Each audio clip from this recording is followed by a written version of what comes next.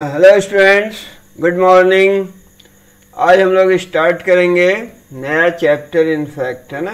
Work, energy and power. Work, energy and power, ठीक है। तो सबसे पहले हम लोग डिस्कस करेंगे that is what is called work. Work का जो डे टू डे लाइफ में यह कॉमन जो अपनी भाषा में हम लोग इस्तेमाल करते हैं, वर्क। What is work? कोई पढ़ाई कर रहा है तो कह रहे हैं वो काम कर रहा है, ठीक है।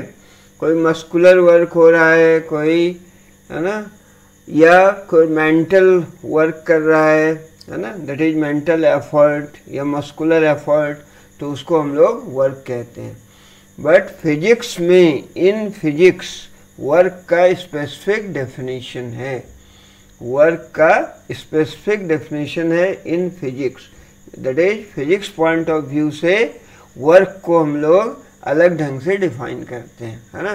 कोई पढ़ाई कर रहा है तो क्या कहेंगे, ये कोई काम नहीं कर रहा है। ऐसा नहीं है कि काम नहीं कर रहा है, या तुम अभी किताब पढ़ रहे हो या फिजिक्स पढ़ रहे हो तो एफर्टलेस है, मतलब इसमें कोई काम नहीं हो रहा है। काम हो रहा है, but in the language of physics और in view of physics no work is done, ठीक है। तो एक्चुअली वर्क क्या है, तो इसको हम लोग यहाँ देखेंगे, है ना। तो वर्क का बहुत सा मीनिंग होता है डे टू डे लाइफ में, but in physics what is work. तो इसको अगर सिंबॉलिकली लिखें तो ऐसा लिखेंगे, वर्क डब्ल्यू।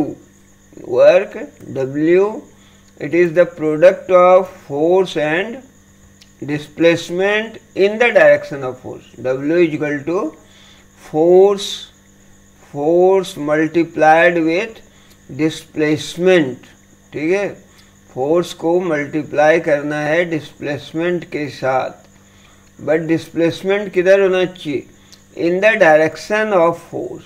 ये इंपॉर्टेंट, डिस्प्लेसमेंट जो होगा वो होगा इन द डायरेक्शन ऑफ फोर्स, है ना, इन द डायरेक्शन ऑफ फोर्स। अगर फोर्स के डायरेक्शन में डिस्प्लेसमेंट नहीं हो रहा है देन वर्क डन नहीं कहलाया जाएगा, है ना। तो work done is simply what, work is said to be done when your it produces displacement. यानी वर्क के लिए क्या क्या होना चाहिए, दो फैक्टर इंपॉर्टेंट है। पहला तो when your work is done then it should produce the motion, इसे मोशन प्रोड्यूस करना चाहिए, है ना। वर्क कब होगा, जब कि फोर्स लगने के बाद डिस्प्लेसमेंट प्रोड्यूस होगा, मोशन होगा।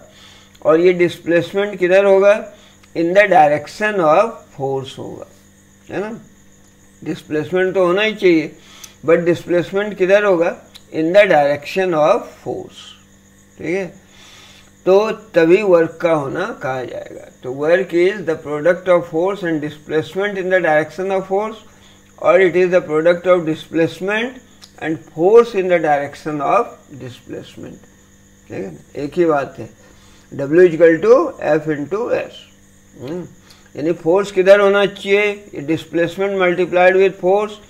फोर्स डिस्प्लेसमेंट के डायरेक्शन में होना चाहिए, या फोर्स का कोई कंपोनेंट, है ना, फोर्स का कोई कंपोनेंट ये होना चाहिए in the direction of displacement. यानी डिस्प्लेसमेंट फोर्स के डायरेक्शन में है, या डिस्प्लेसमेंट फोर्स के कंपोनेंट के डायरेक्शन में है, then only work is said to be done, तभी कार्य का होना समझा जाएगा, है ना। So W is equal to force into displacement, force multiplied with displacement, ठीक है। केवल फोर्स लगने से वर्क डन नहीं कहा जाएगा। अगर केवल फोर्स लग रहा है, फोर्स इनफैक्ट लग रहा है, एफर्ट लग रहा है, बट यदि डिस्प्लेसमेंट नहीं हो रहा है तो no work is said to be done. जैसा कि ये कुछ डायग्राम लाए, ये डायग्राम, इसमें हम लोग क्या देख रहे हैं कि कोई आदमी है और अपने हाथ में बकेट उठाए हुए, बकेट में कुछ है, पानी हो सकता है ना, और ये बकेट को उठाए हुआ है ना, पकड़ा हुआ है। तो ये फोर्स लगा रहा है एक्चुअली। मैन जब बकेट को उठाया इसने तो एक्चुअली फोर्स लग रहा है किस डायरेक्शन में, इस डायरेक्शन में फोर्स लगा रहा है, ठीक है, तभी तो बकेट ऊपर है। और ये फोर्स किसके बराबर होगा, M इंटू जी। यदि बकेट का मास M है, इसमें जो पानी उनी भरा है, इसका टोटल मास m है, तो बकेट पर डाउनवर्ड फोर्स लग रहा है, दैट इज बकेट का जो वेट है mg, इसके बराबर फोर्स लगा रहा है ये वर्टिकली अपवर्ड डायरेक्शन में, तभी तो बकेट उठा हुआ है। बट इस केस में वर्क डन नहीं हो रहा है, no work is done. W यहाँ पर कितना है, 0 है। क्यों 0 है? क्योंकि वर्क के लिए कंडीशन है कि फोर्स तो लगेगा, but that force should produce motion, उसको मोशन प्रोड्यूस करना चाहिए, डिस्प्लेसमेंट प्रोड्यूस होना चाहिए। बट यहाँ डिस्प्लेसमेंट नहीं हो रहा है, ये तो बाल्टी उठाकर बकेट उठा के सीधा क्या है, डिस्प्लेसमेंट नहीं हो रहा है, बकेट अपनी जगह पर ही है ना। Then in that case work done 0 हो गया। या अब कोई आदमी बकेट लेके जा रहा है, ये जैसे ये जो फिगर है इसमें क्या दिख रहा है कि बकेट लेके आदमी जा रहा है, बकेट में पानी होगा इनफैक्ट, और ये चल रहा है तो फोर्स किधर लगा रहा है, फोर्स का जो डायरेक्शन है, फोर्स का डायरेक्शन है अपवर्ड, वर्टिकली अपवर्ड, क्योंकि वेट इसका डाउनवर्ड लग रहा है mg, है ना। तो इतना ही फोर्स उसे लगाना होगा इसको उठाने के लिए अपवर्ड डायरेक्शन में। और मेन चल रहा है, मेन ऐसे ग्राउंड पर चल रहा है, मतलब हॉरिजॉन्टल डायरेक्शन में, ठीक है। तो फोर्स तो अपवर्ड डायरेक्शन में लग रहा है, और डिस्प्लेसमेंट यानी फोर्स मान लें अगर y एक्सिस के अलोंग लग रहा है वर्टिकली अपवर्ड, तो डिस्प्लेसमेंट हो रहा है x एक्सिस के अलोंग, ठीक है। तो इन द डायरेक्शन ऑफ डिस्प्लेसमेंट कितना फोर्स लग रहा है, कोई फोर्स नहीं लग रहा है, क्योंकि फोर्स लग रहा है वर्टिकल डायरेक्शन में, इस डायरेक्शन में फोर्स लग रहा है अपवर्ड, दिस डायरेक्शन, और डिस्प्लेसमेंट हो रहा है इस डायरेक्शन में। तो फोर्स के डायरेक्शन में डिस्प्लेसमेंट नहीं हो रहा है, कितना हो रहा है, 0। या डिस्प्लेसमेंट के डायरेक्शन में कितना फोर्स लग रहा है, 0, क्योंकि जब परपेंडिकुलर है इसका मतलब x एक्सिस के अलोंग देखेंगे तो y कंपोनेंट 0 और y एक्सिस पर x कंपोनेंट 0, है ना। तो यहाँ क्या केस आया कि यहाँ हालांकि डिस्प्लेसमेंट तो हो रहा है but in the direction of force नहीं हो रहा है। इस केस में क्या देखा हमने कि डिस्प्लेसमेंट ही नहीं हो रहा है, फोर्स तो लग रहा है एंड ये डिस्प्लेसमेंट मोशन प्रोड्यूस नहीं कर रहा है, तो वर्क नहीं हो रहा है। इस केस में डिस्प्लेसमेंट तो हो रहा है और फोर्स भी लग रहा है, दोनों ही है, बट वर्क अगेन यहाँ पर 0 है। क्यों 0 है कि displacement in the direction of force 0 है ना। फोर्स लग रहा है अपवर्ड डायरेक्शन में, तो ऊपर की ओर तो कोई डिस्प्लेसमेंट नहीं हो रहा है, तो वर्क डन 0 है, ठीक है। और इस केस में देखें, a man pushing a wall, ये दीवार को धक्का दे रहा है ना। तो दीवार को धक्का दे रहा है तो दीवार तो जाहिर है कि नहीं हिलेगी, तो फोर्स तो लगा रहा है। In fact force is not equal to 0, force non 0 है बट वर्क डन 0 है। वर्क डन 0 क्यों है? क्योंकि यहाँ डिस्प्लेसमेंट ही प्रोड्यूस नहीं हो रहा है, फोर्स तो अप्लाई कर रहा है ना, फोर्स अप्लाई कर रहा है बट डिस्प्लेसमेंट 0 है, इसलिए वर्क डन 0 है। तो कहने का ये मतलब है कि work done on an object by the applied force को कैसे डिफाइन करते हैं? It is defined as the product of component of force in the direction of motion and displacement undergone by the object, ठीक है। That is product of force and displacement, और displacement किधर होना चाहिए? In the direction of force. यानी वही कहा आपने कि दो कंडीशन मस्ट है, there must B displacement and there must be component of force, है ना, along डिस्प्लेसमेंट और पैरेलल टू डिस्प्लेसमेंट। डिस्प्लेसमेंट के डायरेक्शन में फोर्स होना चाहिए और डिस्प्लेसमेंट होना चाहिए, ठीक है। वंस अगेन यहाँ डिस्प्लेसमेंट नहीं हो रहा है तो 0, यहाँ डिस्प्लेसमेंट तो हो रहा है लेकिन फोर्स के डायरेक्शन में नहीं हो रहा है, 0। यहाँ क्या है, यहाँ डिस्प्लेसमेंट भी नहीं हो रहा है तो वर्क डन 0। इनफैक्ट फोर्स लग रहा है, एफर्ट लग रहा है, यहाँ भी एफर्ट लग रहा है, पसीना आ जाएगा ये उठाते उठाते, है ना। ये चलते चलते क्या होता है, अपना जो सिस्टम है वो काम करता है ना, हार्ट ज़्यादा ये ब्लड पंप करेगा, यहाँ भी पसीना आ जाएगा इसको दीवार को पुश करते करते, ठीक है। बट वो इंटरनल वर्क डन हो रहा है, बायोलॉजिकल हो रहा है, बट फिजिक्स के लैंग्वेज में no work is being done, कार्य का होना नहीं समझा जाएगा, ठीक है।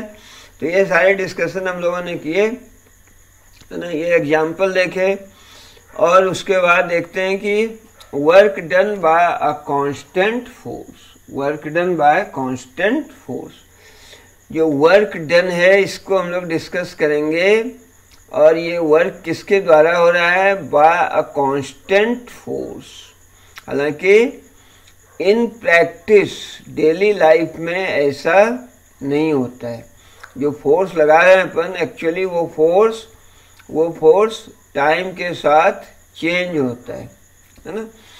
But work done bye constant force यदि कहें तो उसको सिंपली अपन ऐसे डिफाइन करते हैं ना। मैथमेटिकली लिखा है, जैसे भी लिखा था अपन ने, W equal to what? W equal to force. Force का कौन सा कंपोनेंट? फोर्स का वह कंपोनेंट जो डिस्प्लेसमेंट के डायरेक्शन में है ना। तो इसके लिए मान लो एक अपन फिगर बनाते हैं, एक ऐसा सिचुएशन कंसीडर करते हैं। चलिए ये कर लिया, ये है हॉरिजॉन्टल प्लेन और इस पर कोई दो मास रखा हुआ है, लाइक दैट 1 है ना, और इस पर फोर्स अप्लाई किया और ये मास यहाँ आ गया, ठीक है, दिस वन और ये दिस वन मास है, ठीक है। इस पर फोर्स लगाया किस डायरेक्शन में? इसको यानी पुल किया जा रहा है, इस डायरेक्शन में फोर्स लग रहा है, ठीक है। तो ये मास पुल होगा ये इस डायरेक्शन में, और इसका एंगल मान लिया ये थीटा है ना। यानी जो डिस्प्लेसमेंट इसमें प्रोड्यूस हुआ, ये मान लो अर्थ का सरफेस है, लाइक दैट है ना, और ये मास है, इस पर फोर्स लगाया, यानी फोर्स किधर लगा रहा है? पुल किया जा रहा है इसको, तो डिस्प्लेसमेंट प्रोड्यूस हुआ। मान लो ये डिस्प्लेसमेंट कितना है, इसको S मान लेते हैं। यहाँ से बॉडी यहाँ से यहाँ तक आ गई S फोर्स लगाने से, है ना। तो ये जो कंपोनेंट है, डिस्प्लेसमेंट तो इस डायरेक्शन में हो रहा है, इस डायरेक्शन में फोर्स कितना लग रहा है? तो F cos थीटा, ये जो फोर्स लग रहा है एक्चुअली इस डायरेक्शन में लग रहा है, पुल किया जा रहा है ब्लॉक को। मान लो कोई ब्लॉक है जिसे पुल किया जा रहा है, अप्लाइंग ए फोर्स इस डायरेक्शन में लग रहा है, दिस डायरेक्शन, बट डिस्प्लेसमेंट इस डायरेक्शन में हो रहा है, यहाँ से यहाँ आ गया ऑब्जेक्ट, यहाँ से स्टार्ट किया और यहाँ आ गया, डिस्प्लेसमेंट कितना हुआ? S। तो वर्क डन होगा या displacement and product of displacement and force in the direction of displacement. तो force F in the direction of displacement, S के डायरेक्शन में कितना फोर्स लगेगा? तो ये कंपोनेंट हम लोगों ने निकाला, ये हुआ F cos थीटा। तो ये क्या है? Component of force in the direction of displacement and displacement S। तो ये जो प्रोडक्ट है, प्रोडक्ट ऑफ क्या है? फोर्स, है ना, along the direction of displacement and displacement, ये कहलाएगा वर्क डन, ठीक है। तो इसको अपन लिख सकते हैं F S रीअरेंज करके F S cos थीटा हो गया, so W equal to this much. तो ये एक जनरल फॉर्मूला हो गया वर्क डन के लिए, F S cos थीटा, ठीक है। F क्या कौन सा लेना है? F cos थीटा, यानी component of force in the direction of motion, ठीक। अगर ऐसा लग रहा है, मान लो कि कोई ऑब्जेक्ट रखा हुआ है, ऑब्जेक्ट यूं रखा हुआ है ना, और यहाँ है ये मास, और यहाँ इस पर फोर्स लगाया इस डायरेक्शन में, डिस्प्लेसमेंट प्रोड्यूस हो गया ये S, ठीक है, और फोर्स भी लग रहा है इस डायरेक्शन में, है ना। तो इस केस में क्या होगा वर्क डन? इस केस में वर्क डन हो जाएगा simply force into displacement, F into S, क्योंकि फोर्स किधर कह रहा है? Force in the direction of displacement. Displacement हो रहा है, मान लो यहाँ था ऑब्जेक्ट A पर, आ गया B पर, तो डिस्प्लेसमेंट हॉरिजॉन्टल डायरेक्शन में हो रहा है, ये किसी सरफेस पर रखा हुआ है ऑब्जेक्ट, तो डिस्प्लेसमेंट एंड फोर्स दोनों का डायरेक्शन सेम है, तो थीटा कितना हो गया? 0 and cos 0 1, so W equal to simply F into S, ठीक है। ये पढ़ा होगा, अर्लियर क्लासेस में भी पढ़ा होगा, ये कहाँ 9th क्लास में पढ़ा है ना। कंसेप्ट सिंपल है। और अगर इसका यूनिट देखें और डायमेंशन देखें, यूनिट SI यूनिट क्या होगी? वर्क की। So work is equal to force into displacement होता है। Work is the product of force and displacement. Force and displacement in the direction of force, force की है न्यूटन और displacement की होती है मीटर, तो newton metre and 1 newton metre is equal to 1 joule. ठीक है, तो joule is the SI unit of work, ये 1 न्यूटन मीटर के बराबर होता है। व्हाट इज 1 जूल, कभी इसको डिफाइन करने आ सकता है, what is 1 joule. So work is equal to 1 joule, और 1 joule is that work which, है ना, after the application of 1 newton of force produces a displacement of 1 metre in the direction of force. यानी 1 joule वह work है जो कि 1 Newton force जब apply किया जाएगा ऑब्जेक्ट में और वो 1 मीटर का डिस्प्लेसमेंट प्रोड्यूस करे इन द डायरेक्शन ऑफ फोर्स, तो वर्क को कहा जाएगा 1 जूल। कभी भी आता है डिफाइन और state the SI unit of work. और अगर डायमेंशन की बात करें, डायमेंशनल फॉर्मूला फर्स्ट चैप्टर में देखा था, तो what is the dimension. Dimension work होता है फोर्स इंटू डिस्प्लेसमेंट, और फोर्स होता है mass into acceleration into displacement.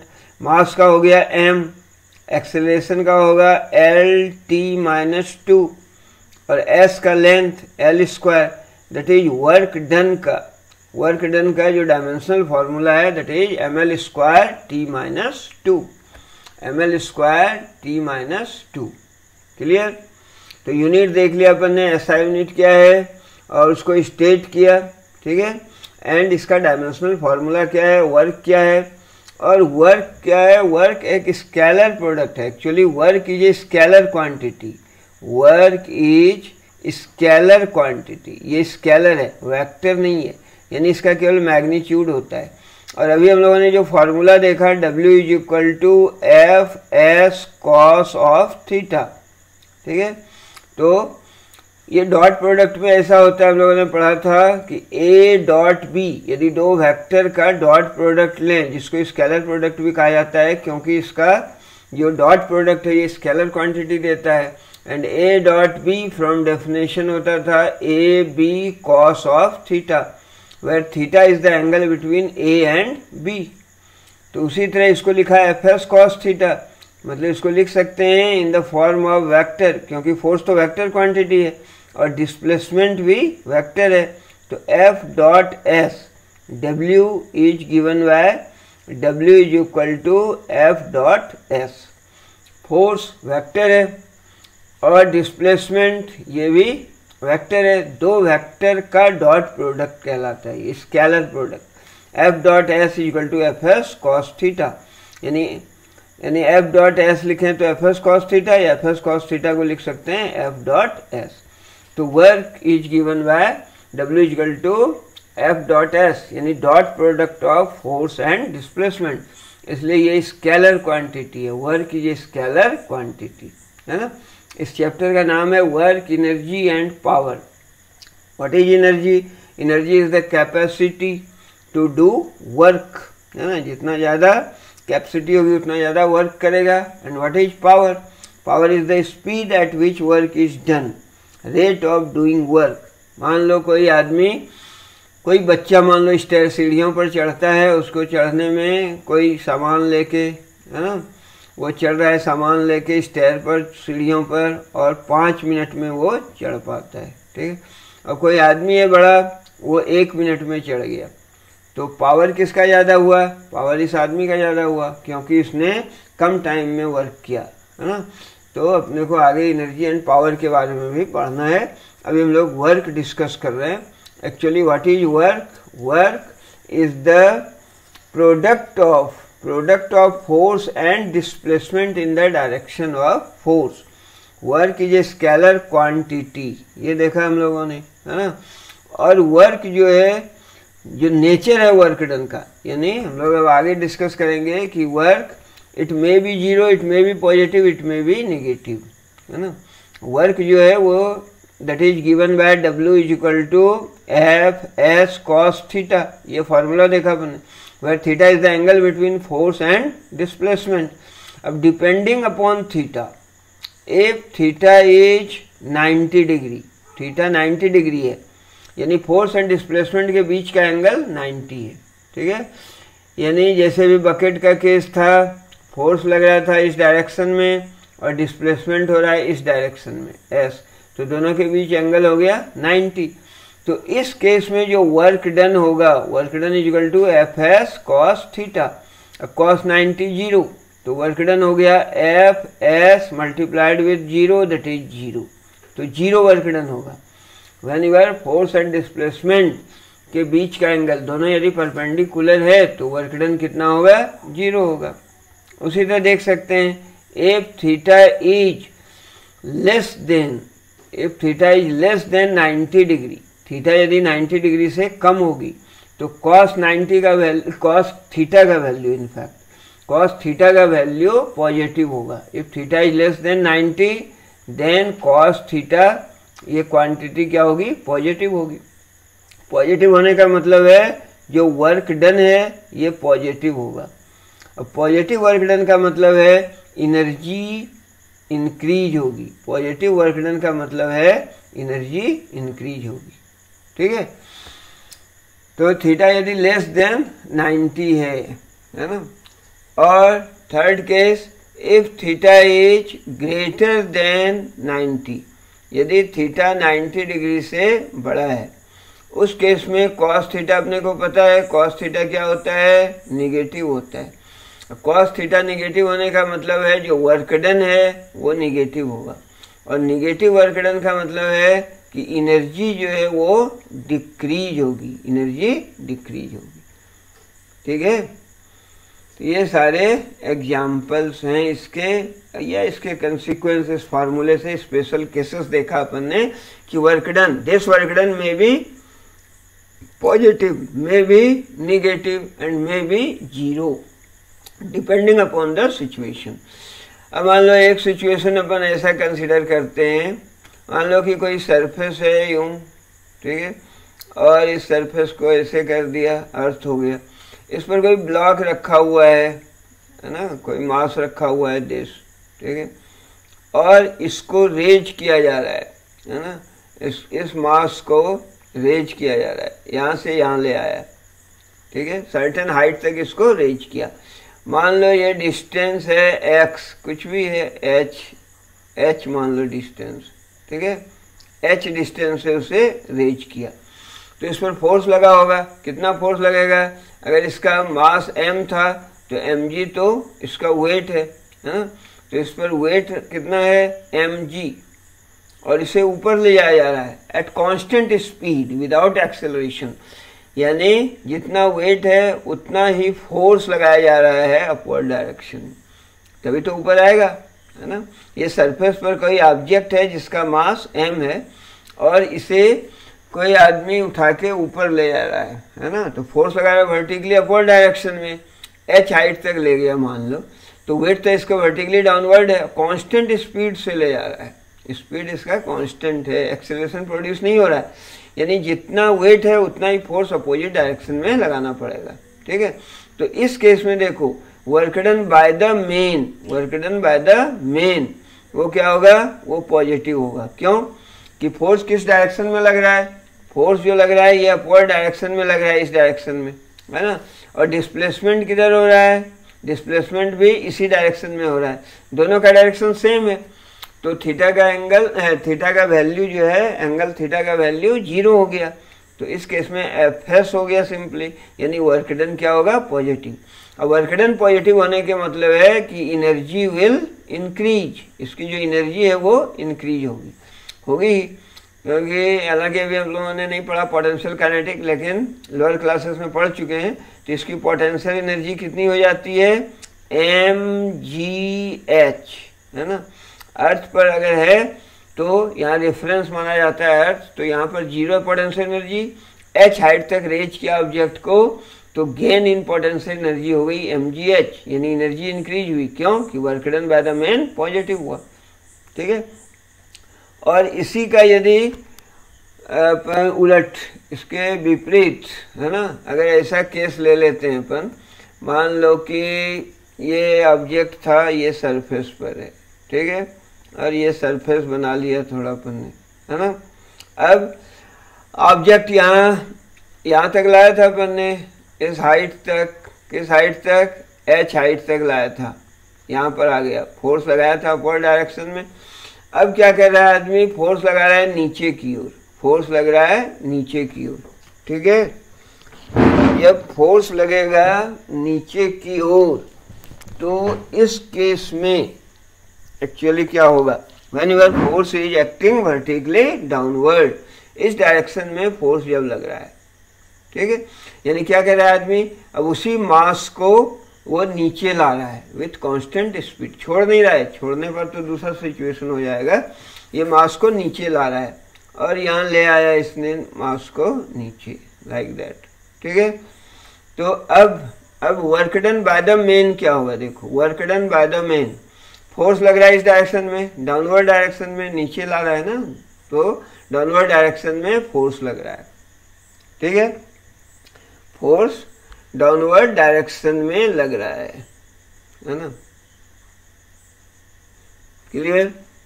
और ये यहाँ तक इसको ले आया बॉडी को, इस पर वेट mg लग रहा है ना, तो फोर्स तो इस डायरेक्शन में लगा रहा है, नहीं लगा रहा है, एक्चुअली वो फोर्स ये आ रहा है भले इधर, बट ये फोर्स नहीं है ना, फोर्स किधर लगाना पड़ेगा उसको, फोर्स तो ऊपर ही लगाना पड़ेगा, समझ आ रही है बात।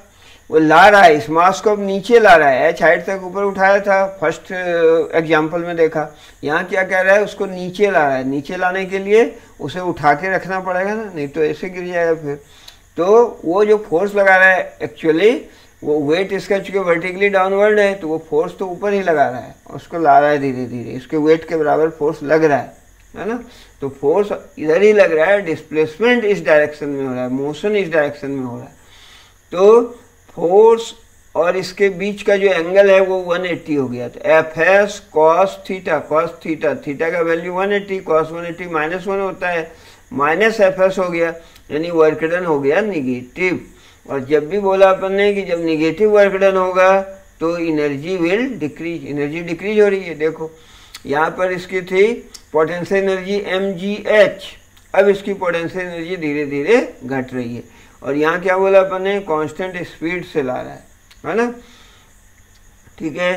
तो और इसमें ऐसा भी केस देख सकते हैं अपन, यहाँ अपन लोगों ने क्या बोला, जब ऑब्जेक्ट को ऊपर ले गए, यहाँ से इस डायरेक्शन में ले गए, तो work done by the main positive है, क्योंकि फोर्स ऊपर लग रहा है और डिस्प्लेसमेंट भी ऊपर हो रहा है, मोशन भी उधर है, but work done by the gravity यदि देखें, work done by the gravity, तो ये यहाँ पर क्या होगा, निगेटिव होगा, क्योंकि ग्रेविटेशनल फोर्स तो नीचे लग रहा था ग्रेविटी के कारण, है ना, और डिस्प्लेसमेंट अपोजिट डायरेक्शन में हो रहा था, तो इस केस में work done by the gravity यदि बोलेंगे तो वो निगेटिव होगा, है ना, यानी वर्क डन किसके द्वारा हो रहा है, दैट इज इम्पोर्टेंट, क्लियर। और उसके बाद एक कंसेप्ट है work done bye stopping forces, तो ये भी निगेटिव होगा, work done by the stopping forces, यानी कोई ऑब्जेक्ट मोशन में है, मान लो ये सरफेस ले लिया अपन ने और ऑब्जेक्ट है मोशन में, ठीक है, लाइक दैट एज्यूम कर लिया अपन ने, मानो कोई मास m है ना, और ये मोशन में इस डायरेक्शन में v वेलोसिटी से जा रहा है, और ये यहाँ आते आते ये क्या हो गया, ये रुक गया, यहाँ आते आते रुक गया, क्यों, क्योंकि इस पर काइनेटिक फ्रिक्शन लग रहा है, force of kinetic friction F के अपोजिट डायरेक्शन, जब भी मोशन में होगा ऑब्जेक्ट सरफेस पर तो इस पर लगेगा काइनेटिक फ्रिक्शन अपोजिट डायरेक्शन में, अप्लाइड फोर्स के अपोजिट लगता है, पैरेलल टू द सरफेस लगता है, तो इस फोर्स के कारण धीरे धीरे ये यहाँ आ गया और यहाँ रुक गया, इसकी वेलोसिटी हो गई 0, तो वर्क डन कितना हुआ, यदि ये डिस्प्लेसमेंट मान लें अपन s या s डैश मान लेते हैं, इस केस में यहाँ से यहाँ तक डिस्प्लेसमेंट s, समझ आ रही है, ऑब्जेक्ट था मोशन में, फ्रिक्शन लग रहा है, फ्रिक्शन अपोजिट डायरेक्शन में लग रहा है, तो work done by the friction, work done by the friction कितना होगा, तो force into displacement, force frictional force लग रहा है अपोजिट डायरेक्शन में, इस डायरेक्शन में लग रहा है फ्रिक्शनल फोर्स, है ना, एंड डिस्प्लेसमेंट अपोजिट डायरेक्शन में हो रहा है, तो cos 180 F K S cos 180 क्यों, क्योंकि angle between force and displacement 180 है, तो ये माइनस ऑफ F के S हो गया, cos 180 -1, यानी वर्क डन निगेटिव, है ना। तो जब ये फ्रिक्शनल फोर्स के कारण जो वर्क डन होता है वो निगेटिव होता है, फ्रिक्शनल फोर्स के कारण वर्क डन निगेटिव होगा, यानी फ्रिक्शनल फोर्स के कारण एनर्जी उसकी डिक्रीज होती है, एनर्जी घटती है, ठीक है। अरे बात समझ में। तो अभी तक जो हम लोगों ने डिस्कशन किया that is work done bye constant force. हालांकि ऐसा जनरली होता नहीं है, वर्क डन जो है बाय द वेरिएबल फोर्स होता है। इन प्रैक्टिस क्या होता है, work done by the variable force. Work done ये जो होता है एक्चुअली वेरिएबल फोर्स लगता है ना, फोर्स हमेशा कांस्टेंट नहीं होता। इन प्रैक्टिस यही होता है। अपने एज्यूम कर लेते हैं चलो फोर्स लग रहा है ओवर सर्टेन इंटरवल तो ये फोर्स कांस्टेंट है, but in general work done by varying force के द्वारा वर्क डन होता है। तो मान लो अगर ऐसा ग्राफ खींचे, ये अपन ने ग्राफ खींचा यूं, तो इस केस में force is the function of x. अब फोर्स वेरी करेगा एक्स के साथ, और इधर हम लोगों ने एक्स ले लिया, ठीक है। और कोई सिचुएशन एज्यूम कर लिया, मान लो कि चलिए यहाँ भी एक शेप बना दे, ठीक है, लाइक दैट। ये सिचुएशन है ना, ये कर्व, ये सरफेस है, कर्व नहीं है, प्लेन सरफेस है। यहाँ पर कोई ऑब्जेक्ट है, फिर इस पर फोर्स अप्लाई किया, ऑब्जेक्ट यहाँ आ गया, है ना। ये पोजीशन है ए पोजीशन, और ये हो गया x equal to B, x equal to A, x equal to B. Along x axis force लग रहा है, ठीक है। यहाँ से यहाँ तक आने में फोर्स जो लग रहा है दैट इज, तो वो जो फोर्स है एक्चुअली वो चेंज हो रहा है, एक्स के साथ चेंज हो रहा है। यहाँ पर फोर्स ए पर अलग है, बी पर फोर्स अलग है। तो इसका जो ग्राफ होगा एक्चुअली, है ना, ग्राफ कुछ ऐसा होगा। मान लो यहाँ पर यूं है, फिर फोर्स वेरी कर रहा है, फिर फोर्स घट रहा है, इस ढंग का ग्राफ। तो ये जो पोजीशन है ये है एक्स इक्वल टू ए पर, और ये जो पोजीशन है एक्स इक्वल टू बी पर। यहाँ फोर्स लग रहा था अलग, यहाँ फोर्स कम लग रहा था, धीरे धीरे फोर्स बढ़ा बीच में, फिर यहाँ पर कम हो गया, है ना। तो वेरिंग फोर्स का ये एग्जाम्पल है। तो इसके लिए क्या करेंगे, इसके लिए फिर स्ट्रीप, यानी ये जो ए से बी के बीच का जो डिस्टेंस है इसको अपन एन स्ट्रिप्स, एन पार्ट्स में इसको डिवाइड करेंगे। कितने पार्ट्स में, एन पार्ट्स में डिवाइड करेंगे, एन इक्वल पार्ट्स में। यानी ये एन क्या हो गया एक्चुअली, इन्फिनाइट होगा, इन्फिनाइटेसिमल स्मॉल पार्ट्स में इसको डिवाइड करेंगे, सच दैट वन पार्ट, इसको बोलेंगे अपन डेल एक्स, है ना। ये जो है ये डिस्प्लेसमेंट, जब फोर्स लग रहा है, मान लो यहाँ फोर्स कुछ और था, यहाँ फोर्स और, है ना। तो इस स्ट्रिप पे जो फोर्स लग रहा है इसको अपन ने कांस्टेंट माना, क्योंकि ये इंटरवल जो है, ये डिस्प्लेसमेंट बहुत स्मॉल है, डेल एक्स। तो डेल एक्स इंटरवल में मान लिया कि फोर्स कांस्टेंट है, इतना फोर्स लग रहा है ना। उसी तरह यहाँ लिया अपन ने, ये जो लग रहा है फोर्स, है ना, यहाँ आ गया, पोजीशन चेंज हो गया एक्स का, अब फोर्स लग रहा है इतना। तो मान लेते हैं इसमें ये जो इंटरवल है ये स्मॉल इंटरवल है, इसके बीच जो फोर्स है लगभग कांस्टेंट है ना। इस तरह से जो एरिया है force and displacement, F x and x, ये जो कर्व है, इस कर्व का जो एरिया देगा अपने को, ये देगा अपने को वर्क डन। यानी वर्क डन अगर लिखें तो ऐसा लिख सकते हैं अपन, summation over I equal to 1 to n, और ये फोर्स था, force F I, and displacement del X I. समझ में आया, समेशन के लैंग्वेज में ऐसा लिखते हैं। एफ आई का वैल्यू 1 रखो, तो F1 डेल x1, ये डेल x1 था मान लो, ठीक है। तो F1 डेल x1 प्लस फिर F2, मान लो ये फोर्स था F2, तो F2 और ये था डेल x2, तो F2 डेल x2 प्लस इसी तरह F3 और Fn डेल xn, है ना। इस तरह से अपन लिखेंगे।